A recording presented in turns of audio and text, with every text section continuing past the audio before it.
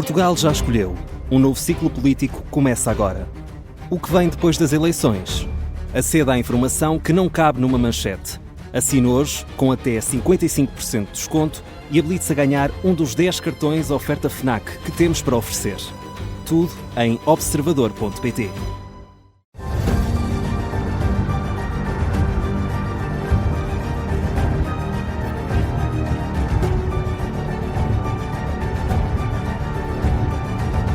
Começa agora o Domínio da Guerra com o Major-General Arnaud Moreira. Bom Olá, dia. muito bom dia a Bem-vindo, todos. General. Lembro que também nos pode acompanhar com imagem através das nossas redes sociais ou pelo site do Observador. General, vamos começar pela Conferência de Segurança de Munique. Realizou-se no último fim de semana. Contou com a presença de muitas dezenas de líderes europeus e mundiais. Depois do choque que causou na Europa o discurso de J.D. Vance na conferência do ano passado, havia aqui uma enorme expectativa sobre a intervenção deste ano de Marco Rubio. O que é que importa reter desta presença do Secretário de Estado norte-americano na Europa? Bom, a Conferência de Segurança de Munique é um produto da Guerra Fria. Ela foi feita pela primeira vez, conduzida pela primeira vez na capital da Baviera, em 1963. Recordo que em 1963 ainda havia duas Alemanhas. A Alemanha Oriental, ocupada pela União Soviética, e a Alemanha Ocidental, protegida pelos Estados Unidos e pelos seus aliados. Isto é muito interessante este contexto, sim. Em 61, 2 anos antes, tinha sido começado a construir o Muro de Berlim, marcando simbolicamente esta divisão política e estratégica da Europa. E em 62 estivemos à beira da catástrofe nuclear com a crise dos mísseis de Cuba. Portanto, a Conferência de Segurança de Munique é um produto da Guerra Fria e surge numa altura de elevada tensão. Primeiro aspecto que é importante aqui sobre é uma conferência, não é um conselho. Isto é, não há resoluções, não há decisões, não há um comunicado final assinado pelas partes. Portanto, nós não podemos esperar de uma conferência aquilo que esperamos de um conselho. Não é?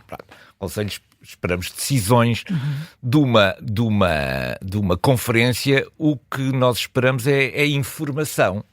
São perspectivas, são modalidades, são visões sobre a forma, são opiniões. E, portanto, é muito natural que haja uma enorme diversidade nas opiniões. Claro. Uma conferência não é um conselho. E isto é importante. Bom, esta edição teve mais de 50 líderes mundiais, sobretudo europeus, e o tema desta conferência era um bocadinho este. Quais são os aspectos importantes a considerar do ponto de vista da segurança e da defesa da Europa num mundo que deixou de estar protegido pelo direito internacional? Isto é, em que já não podemos confiar no direito internacional para defender as nossas fronteiras e em que o poder daquilo que são as grandes potências deixou de ter limites do ponto de vista da aplicação da violência para impor a sua vontade aos mais pequenos. Naturalmente que a conferência deste ano, como muito bem a Maria João disse logo no início, estava muito marcado por aquilo que tinha sido a experiência desagradável da conferência de 2025, quando o J.D. Vance nos veio trazer uma espécie de uma grande lição sobre civilização e sobre todos os problemas europeus e de alguma maneira anunciar quase um divórcio litigioso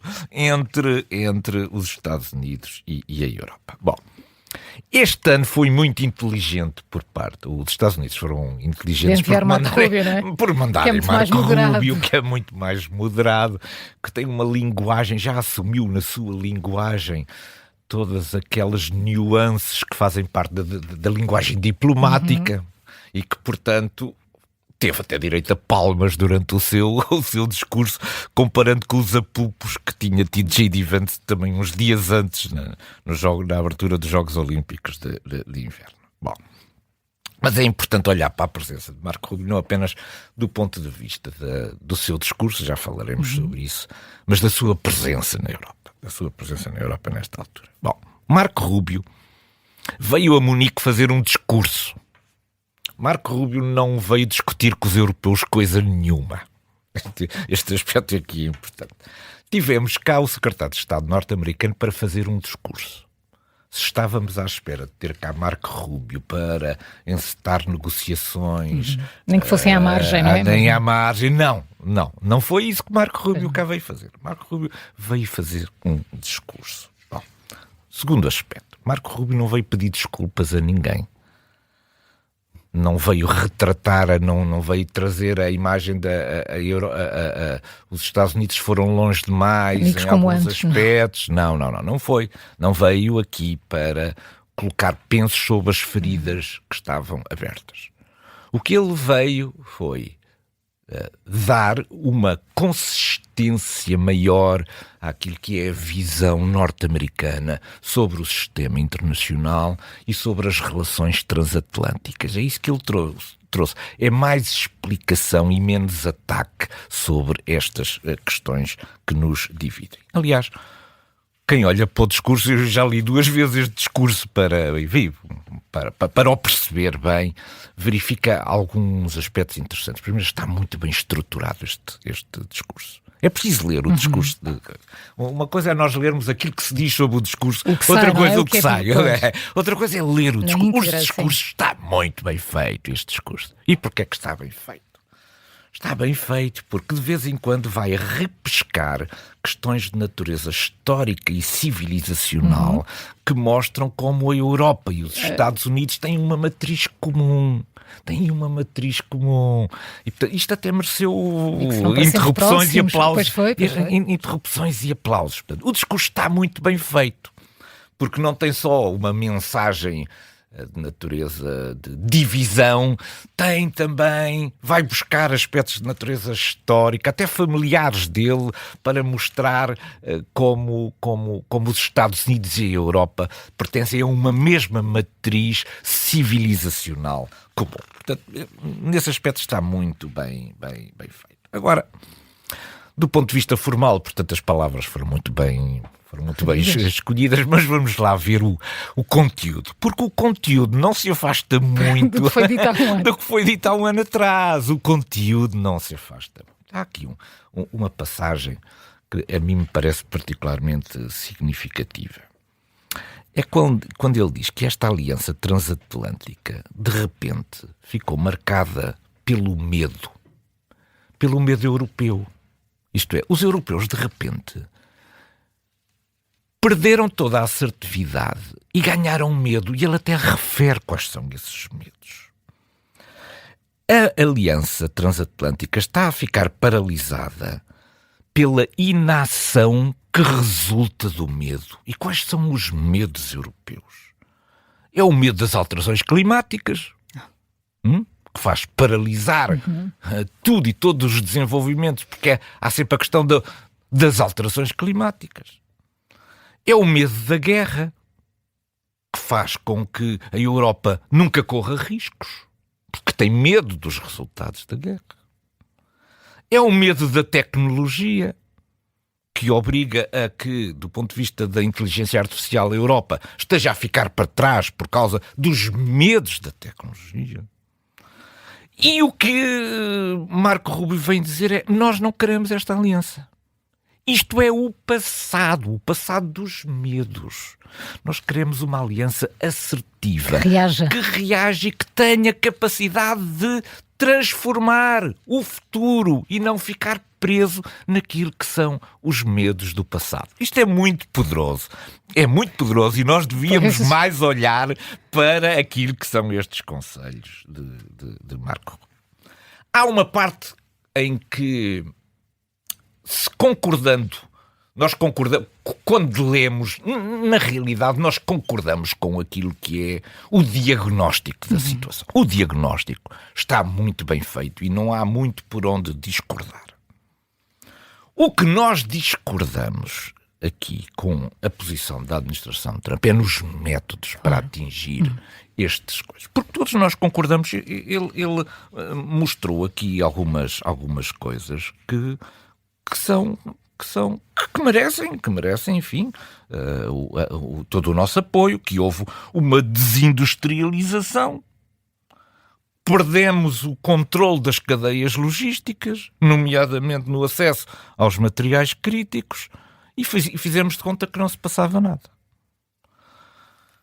O controle das migrações e das fronteiras. A imigração descontrolada vai mudar aquilo que são as características nacionais de um país. Isso é mais do que evidente, é uma questão de números, porque alteram a composição demográfica das nações. Depois, a questão de acabar com a ordem global, que coloca interesses de organizações internacionais acima daquilo que são os interesses de natureza nacional, e depois investir em defesa. Portanto, o problema não está no diagnóstico. Todos nós concordamos com este diagnóstico. Pode o problema gostar, mas sim, é temos que engolir, que isto é verdade. Há dois problemas neste discurso. E eu que o li com atenção, vejo esses dois problemas. O primeiro problema é este. É que isto é dito por Marco Rubio como isto se fosse um problema europeu. Ora, isto não é um problema europeu. A grande parte destes problemas é uma imitação europeia daquilo que os Estados Unidos fizeram. A parte da desindustrialização não começou na Europa, começou nos Estados Unidos. Foram os Estados Unidos que começaram a pegar nas suas fábricas e a mandá-las para a Ásia. A questão da migração descontrolada foi nos Estados Unidos também que ocorreu, não foi só na Europa. A questão há um artigo muito interessante julgo no New York Times, sobre a civilização ocidental, que diz o seguinte, isto é extraordinário, nos Estados Unidos, entre os maiores colégios, nenhum deles tem como obrigatório o estudo da civilização ocidental. E apenas 1/3 dos colégios permite isso como disciplina opcional. Portanto, nós deixámos de estudar, de tornar obrigatório o estudo da civilização ocidental. Pelo contrário, quando olhamos para o currículo das universidades americanas, o que se estuda são aquilo que são os problemas da civilização ocidental. Como nós fomos maus, como fomos malvados com o mundo, como temos que passar agora o resto da vida a pedir desculpa por aquilo que fizemos, como temos que fazer reparações de natureza histórica, algumas de natureza pecuniária, etc. Enfim, de repente as universidades transformaram-se também num objeto não de estudo daquilo que é a civilização ocidental e dos valores que esse estudo como de repente, pelo contrário, as disciplinas que existem nas universidades norte-americanas são todas elas viradas para a crítica à civilização ocidental. E, portanto, os Estados Unidos estão a sair um bocadinho desta coisa de que nós somos os culpados de tudo aquilo que está no mundo. Nós fizemos coisas que estavam erradas, mas estavam erradas à vista dos critérios de hoje, que na altura os critérios eram aqueles aplicados por todos os mundos, portanto não temos nada que pedir desculpa pela nossa história. Ora, isto é importante porque nós ainda não demos esta volta. Nós ainda continuamos na Europa com um peso do nosso passado, em vez de termos orgulho no nosso passado por aquilo que fizemos, só parece que valorizamos aquilo que são coisas que estão descontextualizadas do ponto de vista histórico. Aconteceram numa determinada época histórica e não temos que pedir desculpa disso. Isso era o tempo histórico que todos vivemos. Portanto, Rubio veio aqui, não veio pedir desculpas. Veio explicar talvez melhor este novo contexto e esta nova assertividade norte-americana. Não teve tempo para os europeus e teve que ir a correr dar um abraço ao Orban e a Fico. Ao amigo de Trump, aos amigos. Aos amigos. Porquê? Porque Trump não se quis comprometer numa derrota com a Hungria. O partido de Orban pode vir a perder as eleições. Será talvez um dos grandes momentos altos de 2026.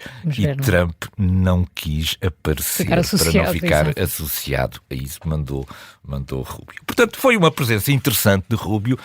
Eu aconselharia a ler bem o coisa e não apenas ler aquilo que os outros dizem. Ficar pelas gordas, como se costuma dizer, não é? Ficar pelas gordas sobre aquilo que Rubio nos trouxe neste discurso. General, continuamos na Europa, mas desta vez em Genebra, onde foram retomadas as negociações sobre a guerra na Ucrânia e sobre as tensões entre os Estados Unidos e o Irão. As duas reuniões tiveram uma duração bastante reduzida e os resultados também parecem ter sido bastante modestos. Houve aí uma coincidência entre resultados e duração. O que é que saiu das reuniões desta terça e quarta-feira, General? Bom, vamos começar talvez pela Ucrânia.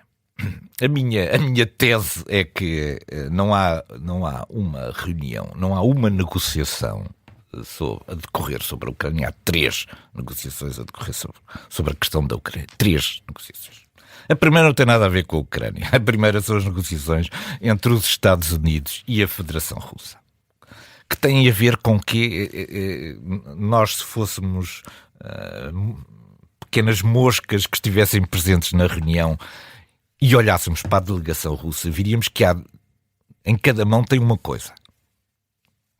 Tem 2 documentos nas mãos quando fala com os Estados Unidos. Um é um maço de notas muito grande para trazer os Estados Unidos para o seu lado. É um maço de notas enorme que há de um lado. E é por isso que Dmitriev está sempre presente nestas coisas, porque gosta de falar com o Witkoff, que os dois sentem-se atraídos por esses maços de notas. Portanto, de um lado há um maço de notas. E o que há do outro? Do outro lado da Federação Russa há Anchorage, que nós não sabemos se é um documento ou não é, se é um compromisso escrito ou um compromisso, o que quer que seja. Portanto, quando há estas reuniões que são motivadas pela Ucrânia, mas não tem nada a ver com a Ucrânia, o que nós temos aqui são 2 coisas. São maços de notas que são agitados com uma das mãos e uma outra mão que segura... Já foi combinado isto, não é? Atenção, que foi acordado, combinado isto. Portanto, estas notas que estão aqui só são válidas se o que está aqui na outra mão, que é o eventual acordo ou a concordância de um processo de destruição da Ucrânia e da sua entrega à Federação Russa, for concretizado. Portanto, isso é um aspecto das negociações. Este aspecto não tem nada a ver com a Ucrânia. A Ucrânia é apenas a vítima deste negócio que está aqui a ser montado. Esta é a minha tese e é a primeira das negociações. A segunda das negociações corre bem. Há uma parte que está a correr bem, é parte da discussão militar.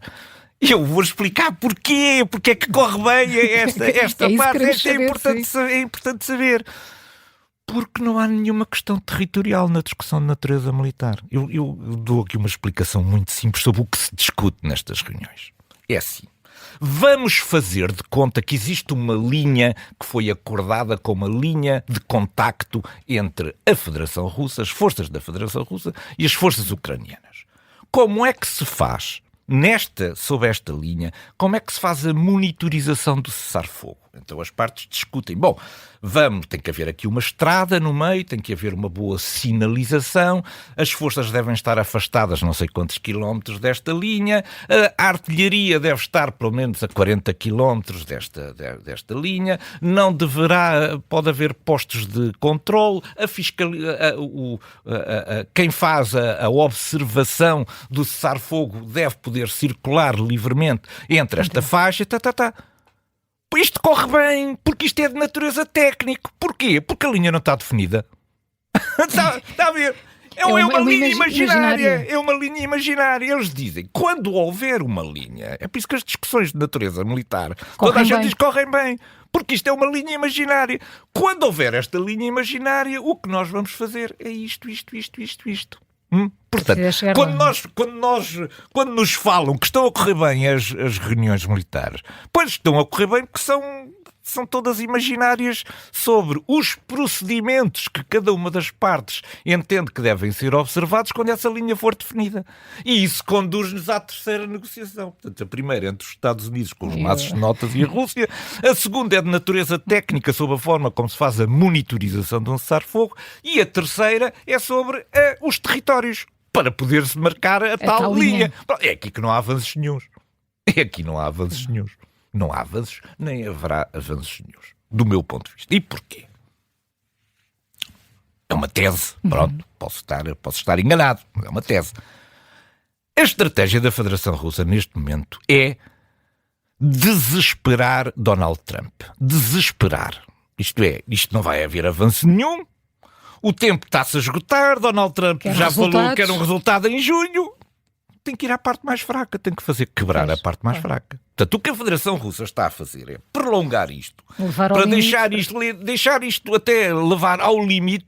Trump estará tão desesperado para obter o acordo que vai ao elo mais fraco, que é a Ucrânia. Portanto, é este o panorama das negociações. Portanto, diferente do ponto de vista daquilo que é as negociações dos maços de notas, as negociações da linha imaginária e aquilo que é depois as concessões territoriais que não aparecem, porque elas também estão ligadas àquilo que nós já definimos como sendo as garantias de segurança, que também não aparecem, nem ninguém sabe se devem anteceder ou apenas aparecer depois das concessões territoriais feitas. Quanto aos Estados Unidos e ao Irão, as negociações são cada vez mais curtas. O Irão procura adiar isto o mais possível, mas na verdade temos que ler os sinais. Os sinais são movimentações, não é? Sim, de que haverá uma ação de natureza militar. Eu devo só recordar o seguinte: quanto é que custou a parte aeronaval, do dispositivo aeronaval, quando foi na Venezuela? 3 mil milhões de dólares. Foi quanto custou. Não é possível fazer diplomacia com pressão de natureza militar com aquilo que são os meios que agora foram deslocados apenas para gastar dinheiro.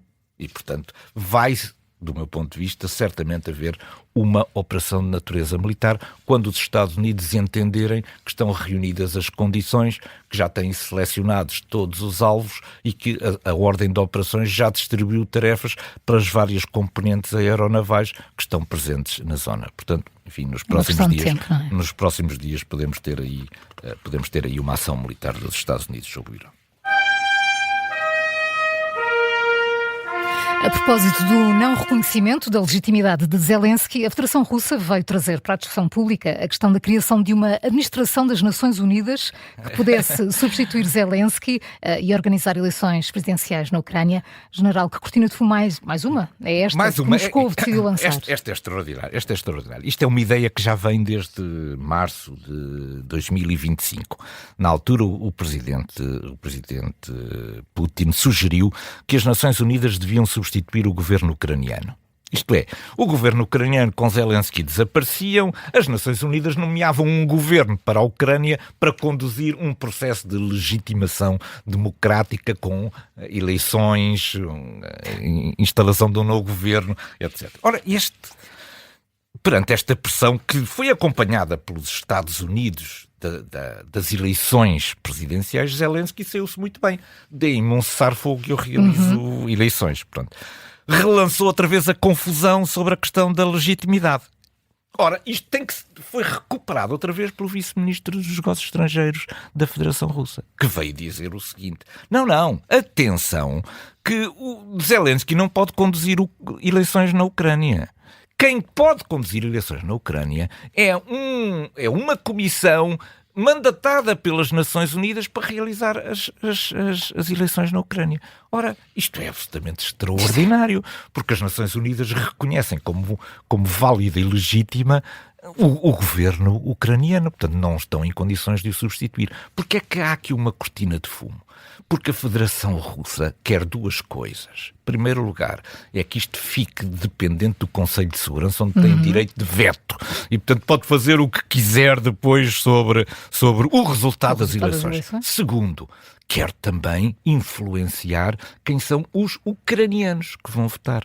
Vão aparecer milhões de russos declarados como ucranianos a votar em território controlado pela Federação Russa para influenciar os resultados presidenciais. Isto é uma coisa absolutamente assustadora e extraordinária. Hoje focamos o nosso ponto de mira na primeira reunião do Conselho para a Paz, criado e liderado por Donald Trump, o presidente vitalício deste organismo. General Arnaud Moreira, o que devemos reter deste primeiro encontro? Bom, é que a 26 de junho de 1945, em São Francisco, quando foi assinada a Carta das Nações Unidas, estavam presentes 50 países. São 50 os países fundadores da Carta das Nações Unidas que assinaram esse documento. Agora temos um número muito parecido. É verdade. Temos um número muito parecido no Conselho da Paz. Sendo que, enquanto no mecanismo da Carta das Nações Unidas estavam um conjunto de contrapoderes, nomeadamente a capacidade de veto de alguns dos seus atores, neste novo Board of Peace, neste novo Conselho da Paz, não há veto nenhum. Quer dizer, só Trump autoelegeu-se e não há veto nenhum, nem nenhum controle sobre aquilo que é a sua ação. Há uma coisa que é importante e que nós vamos aqui observar. Primeiro, não é evidente que isto vá falhar. Segundo, há duas coisas que ficaram destruídas com isto. Os BRICS. Os BRICS estão espartilhados agora também neste novo Conselho da Paz. Segundo, a União Europeia, também a sua política externa ficou estilhaçada, porque há países que aderiram, há países europeus que estão só como observadores e outros que nem como observadores estão. Portanto, com esta coisa, Donald Trump conseguiu esta coisa fantástica. Em 2 meses destruiu a noção dos BRICS e deu cabo da unidade da política externa europeia. General Arnaud Moreira, para a semana estamos de regresso, mas mais cedo do que o habitual, porque na terça-feira 24, no dia em que se assinalam 4 anos da guerra na Ucrânia, temos uma edição especial do toda dedicada a uma análise dos 4 anos da guerra na Ucrânia. A hora não muda, vai ser às 9h30. Bom fim de semana, General. Bom fim de semana a todos.